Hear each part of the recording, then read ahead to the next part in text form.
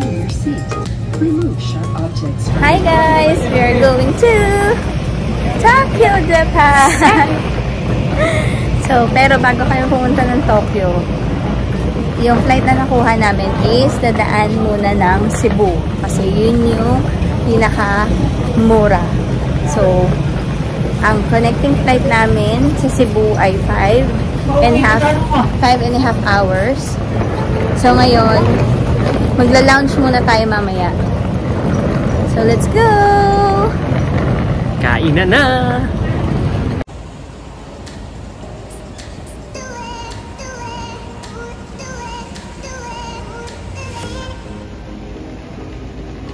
Ganda dito guys. Ganda nung kanilang international airport. Sobrang linis, sobrang liwanag. Hindi ko sure kung dahil mahilig lang talaga ako sa mga kahoy-kahoy. Kaya ako siya na-appreciate. Pero, or maganda talaga siya. So, eto.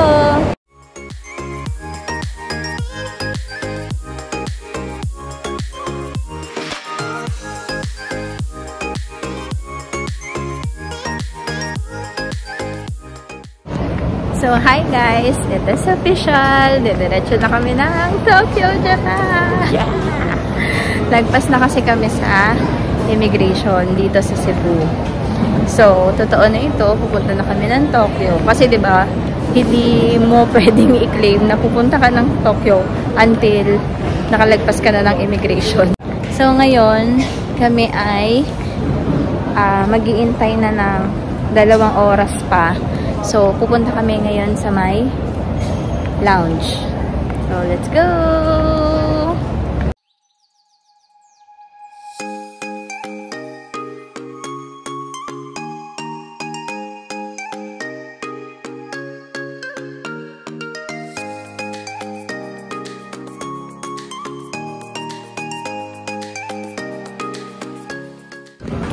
So, hi guys!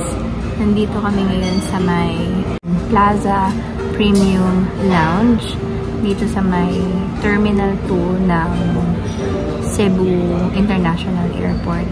So, meron kasi akong card na meron kang free access dito for 2. For one time lang naman siya, for 2 packs every year. So, ngayon, in-avail ko siya. So, may mga foods dun sa labas, tapos may children's room, tapos may toilet and bath, tapos maganda yung area, malinis. Hindi ganun kadami yung selection ng food, pero okay na din kasi nga 'di ba? Ano lang naman 'to, perks lang din naman 'to nung card. So, libre. So, okay lang. Kumbaga, okay na din talaga. So, ayun, kukuha muna kami ng pagkain. Kakain muna kami dito while waiting dun sa flight namin. Kasi ang flight namin, based dito sa monitor, is 2 o'clock pa ng umaga. So, ngayon ay 10:30 pa lang. So, mahaba pa yung aming iintayin. So, dito muna kami magre-rest. Pwede kaming maligo if gusto namin. Tapos, yun, kakain. Yun lang, kakain. So anyway, papakita ko sa inyo yung itsura ng Plaza Premium Lounge.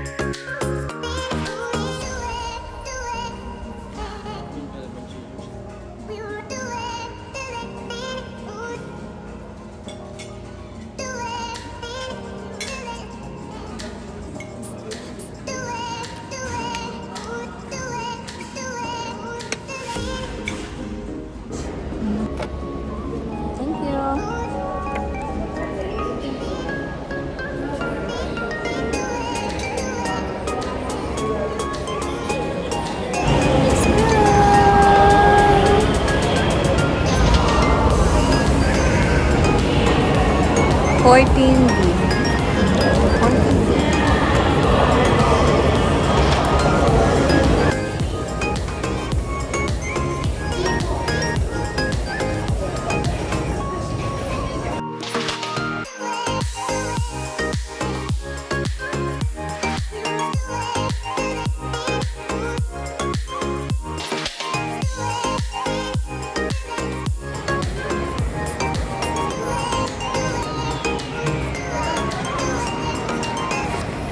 So, kapag nag-arrive kayo sa arrival lobby B, dun yun sa dulo.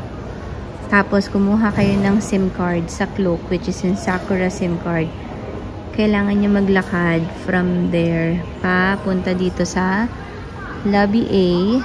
Tapos, nandun yung JAL ABC. So, dun yung i-claim yung Sakura SIM card na nabook nyo sa Klook. So, ayun guys. So, ito yung SIM card na binili natin doon sa Klook. Tapos, claim natin dito sa JAL. Yung pinakita ko kanina, yung JAL ABC. Ayan. So, yung meron lang ditong parang information lang to na kapag nagkaroon ka ng problem, may mga contact numbers lang dyan, ganyan. Yung troubleshooting, ganyan. So, yan. Tapos, ito yung SIM card, yung number. So, yan. Tapos, ito yung pinaka-importante sa lahat. Yan. Ito. So, nandyan kasi yung instruction kung paano mo siya magagamit. Yan. So, ito for iPhone. So, ito yung instruction. Susundan nyo lang. Mabilis lang naman siyang sundan kasi bibigay na rin naman nila lahat ng details kung paano talaga. So, yan. Tapos, kung hindi naman ikaw naka-iPhone, meron din ditong instruction for Android phones naman. So, yan. Mabilis lang din. So, sa amin, ang ginamit namin is yung Android phone nung asawa ko. So, mabilis naman namin siyang na-set up. Tapos, gumana naman na siya ngayon. Na-try ko na nakakonect na ako. Stress ako dun sa Visit Japan web kasi hindi siya nagpo-proceed. Pareho kami ng asawa ko. Hindi siya nagpo-proceed para magkaroon kami ng QR code. So, tapos sobrang daming tao, sobrang haba ng pila dun sa immigration. So, sabi ko, saan kaya kukuha nung pwedeng fill up pa na lang? Kasi ang sinabi dun sa napapanood ko, tsaka nababasa ko dun sa mga groups na sinalihan ko is, kung wala ka namang QR code, okay lang. Kasi meron kang pwedeng fill up pa na form. Hinahanap ko siya, hindi ko siya makakita. Yun pala, you have to go through dun sa may malapit talaga sa immigration para makuha mo yung form, then doon ka mag-fill up. So, ayun.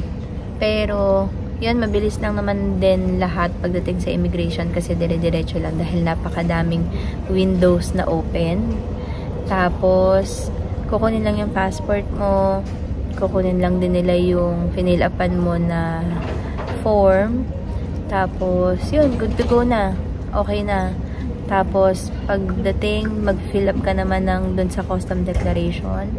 So, pag na-fill up mo na yon, pipila ka lang din, bibigay mo lang din yung passport mo tsaka yung custom declaration form. Then, okay na. Tapos, yung kanilang mga trains, one floor down pa. So, from dito sa first floor, nasa basement 1 siya. So, yung ticket namin ng Narita Express train, dun ko siya kukunin. Tapos, ayun guys, dun sa atin, sa Pilipinas, 'di ba ang ticket kasi na nakuha ko is sobrang mura. Like, naka-piso fare talaga siya. So, ang flight is from Manila to Cebu, tapos Cebu to Narita. So, ang daan muna namin is sa domestic.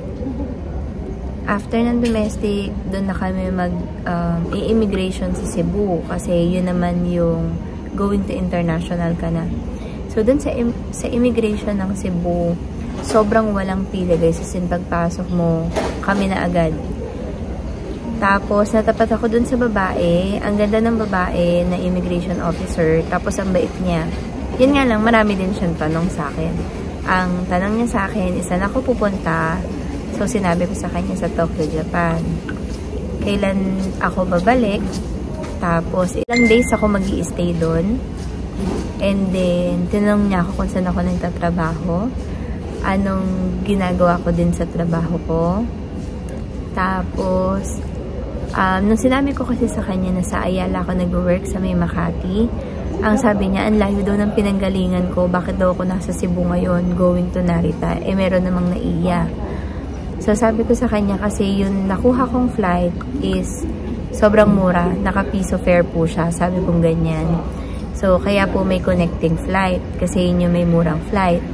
So, sabi niya sa akin, nag-joke siya na parang, uy, may piso fare ulit ngayon. Sabi niya, baka gusto mo kuha ka pa. Sabi niya. So, sabi ko sa kanya, na-check ko na po. Sabi ko, nakita ko na. So, nagtawanan lang kami ng immigration officer kanina. Kasi nga, sobrang bait lang nila. Dito tayo sa basement 1. Then, let's go to trains, sabi.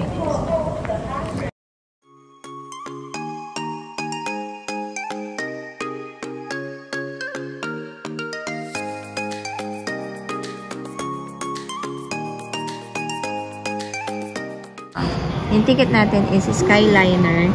Tapos ang alam ko, kapag mag-claim ka, tapos gusto mo mag-over the counter, eto, dito ka pupunta sa kanilang KSay Information Center. Pero, meron naman tayong QR code. So, dito tayo sa machine. Subukan natin kasi para matry natin. So, ayan. Let's go. Dun tayo. So, hi guys. So, nakabili ako ngayon ng aming Suica card ng aking asawa. So, dito yun sa may JR East Travel Service. Available ngayon yung Suica nila. So, kasi diba meron ako dating nababasa na hindi available lang Suica card. So, laging pass mo lang o kaya yung kanilang welcome Suica. So, ngayon meron silang available na Suica card. So, dito yon sa may JR East. So, paglabas nyo doon sa may arrival lobby. So, diba dito ako nag-claim ng ticket ko for the Narita Express. So, eto lang siya. Yan. Dito lang siya. So, yan. Dito kayo pwedeng makabili. Sa ngayon, meron silang available. So, ayun lang. So, let's go! Ay, yeah. Good for 10 years na to. So, ang price nito ay 2,000 yen. So, siguro around mga 750 to 800 sa pera natin. Each card. Pero, valid na siya for 10 years. Kung gusto mo naman siyang i-refund, ay ibalik, meron siyang refund na 500 yen. Pero, siguro masulit kung hindi mo na siya i-refund kasi nga, valid for 10 years, diba? So, sayang naman. So, ayan lang. So, let's go!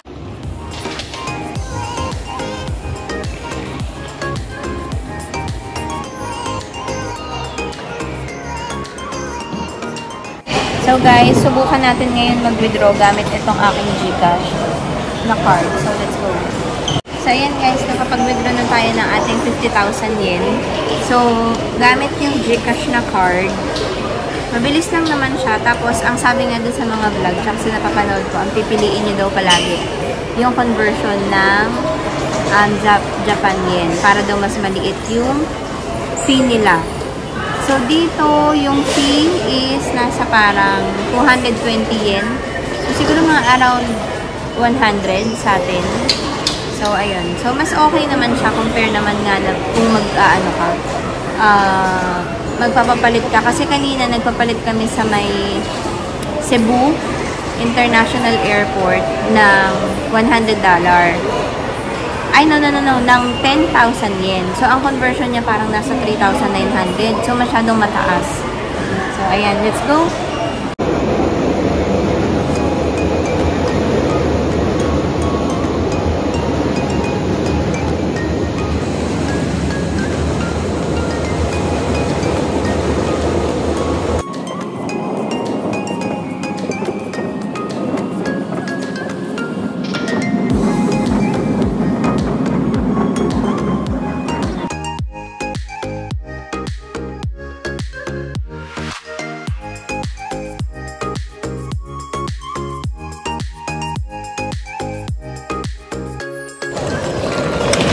Nakakaya yung mga maletang ingay nila.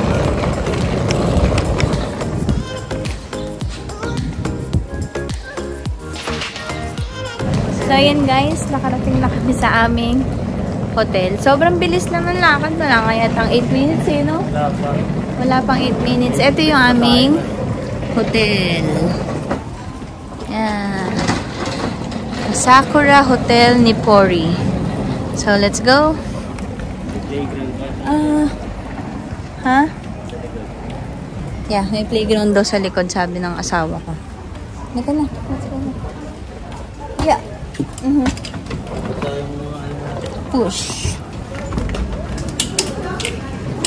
Let's go.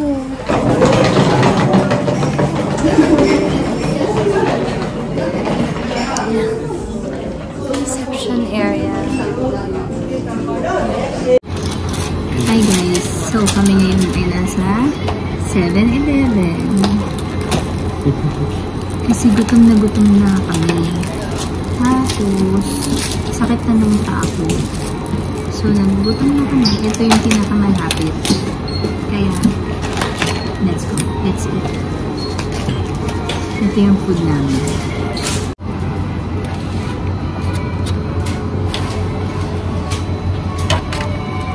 Mukhang masarap yung kay Jeremiah. Makikikain ako.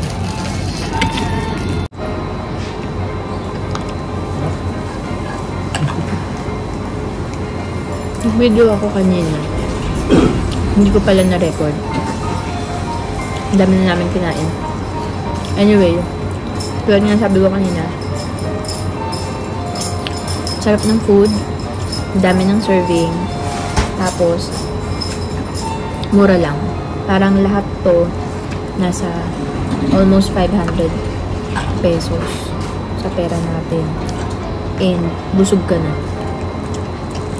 Busog na nga ako eh.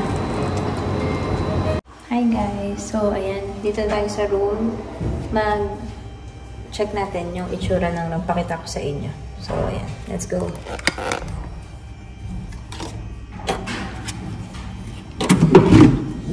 Ayan. So, syempre, napasok na namin yung gamit, diba? So, as usual, insert lang. May phone para sa baba. May hangiran. Tapos, meron sila dito mga extra mattress. Pero, hindi naman namin gagamitin yan. Tapos, merong space na lagayan ng baggage. Tapos, ito, meron silang sofa bed. So, baka dyan na lang kami ng asawa ko. Or dito, kasya naman kami dyan. So, tapos may mga hangiran lang.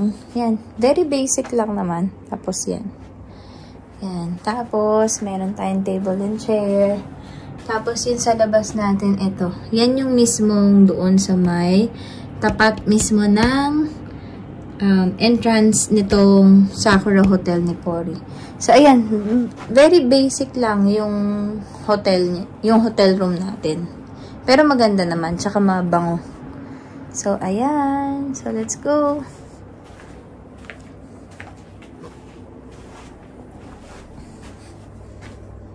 Very spacious din siya ha. Hindi siya yung tulad ng ibang hotel na nakikita ko na parang wala ng space for luggage, wala ng ganito kalawak na malalakaran. So, okay din talaga to. Very good din to.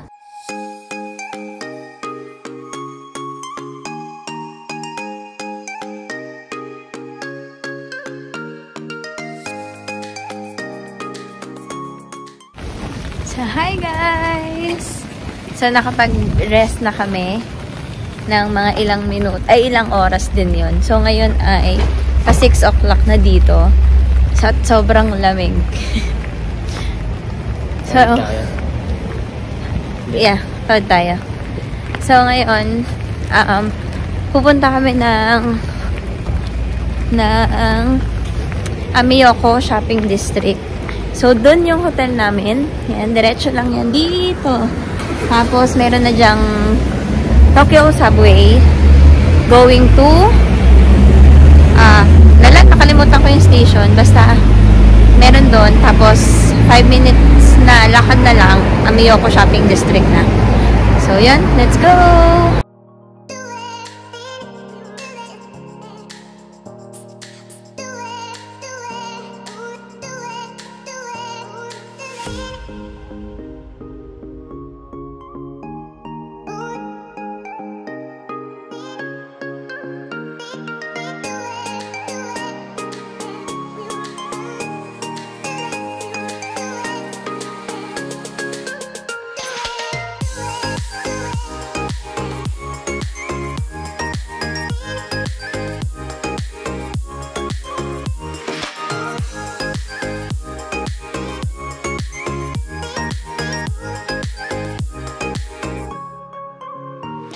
hi guys! Nandito kami ngayon sa may ano yun? Ameyoko?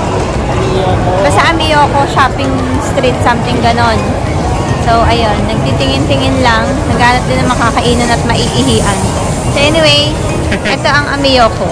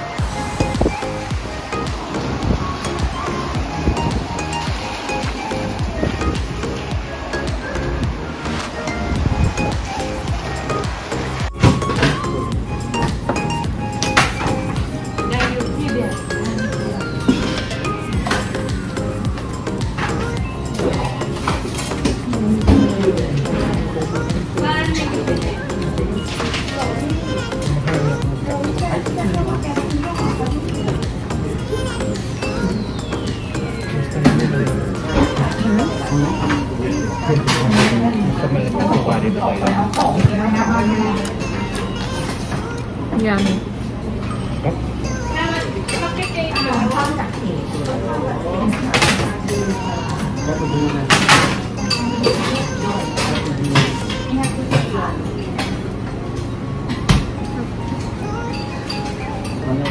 So, hi guys! Nakauwi na kami ngayon dito sa aming hotel from dun kanina sa pinuntahan namin na Ameyoko Shopping Street or Ameyayoko Shopping Street. So, ayun. Tapos dun sa may Ameyoko, meron dun sa tapat lang din mismo nun na GU and Uniqlo. So, pinuntahan na namin yon. Pero, konti lang yung floors. Parang 5 floors lang ata or 4 yung Uniqlo, tapos 2 lang yung GU. So, ang alam ko kasi, meron pa yata sa Ginza na mas malaki or mas madaming floors yung GU. So, pero chinek namin, sobrang ano nga, like parang same nga naman ng quality ng Uniqlo or almost the same. Pero yung presyo, ang laki nga naman ng pinagkaiba. So, yun. Titingnan din namin yun sa mga susunod na araw. And, meron akong nakita kanina na drugstore na talagang mura yung mga tinitinda. Like, kinumpare namin sa ibang mga store doon or shop na bentahan ng mga chocolates, ng mga skincare, ganyan. Pero, ang pinakamura naming nakita is yung Matsumoto Kiyoshi. So, anyway, ngayon, magpapahinga na kami ng aking asawa at masyado nang mahaba ang araw. Kahapon pa kami gising from flight Manila to Cebu, layover ng Cebu, Cebu to Tokyo, tapos the whole day nag-tour kami, ganyan. And guys, maulan. Maulan talaga ngayon, as in the whole day umulan. Ang lamig. Chinek ko ngayong weather kanina. Ang nakalagay is 14 degrees, pero feels like 12 degrees. So, dito nga sa room namin, binuksan ko lang yung sliding window pala, sorry.